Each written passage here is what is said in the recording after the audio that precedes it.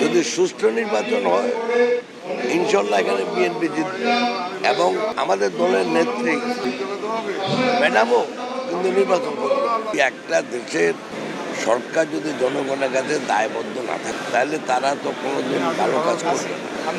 সেজন্যই আমরা চাচ্ছি এই নির্বাচনটা কত তাড়াতাড়ি। এখন লন্ডনে আমাদের অ্যাক্টিং চেয়ারম্যান সাহেবের সাথে কথা বলার পরে সরকারের পক্ষ থেকে একটা যৌথ বিবৃতি দেওয়া হয়েছে। অতএব আমরা ওটাতে বিশ্বাস করতে চাই যে ফেব্রুয়ারির প্রথম সপ্তাহে নির্বাচনটা হবে।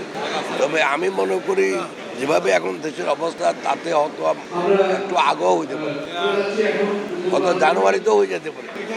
কারণ এখানে আমাদের কোর্টে একটা কেস এখন পেন্ডিং আছে সুপ্রিম কোর্টে, কেয়ারটেকার সরকার নিয়ে। যদি কেয়ারটেকার সরকার যদি পুনঃপ্রবর্তন হয় তাহলে এই অন্তর্বর্তীকালীন সরকার এবং কেয়ারটেকার হবে। কেয়ারটেকারের ভিতরে কিন্তু বলা আছে 90 দিনের নির্বাচন।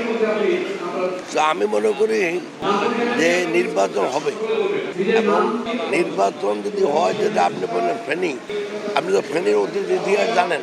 যদি সুষ্ঠু নির্বাচন হয় ইনশাল্লাহ এখানে বিএনপি জিতবে এবং যদি ডিসেম্বরের ভিতরে নির্বাচন হয় আশা করি আমাদের দলের নেত্রী ম্যাডামও কিন্তু নির্বাচন করবে।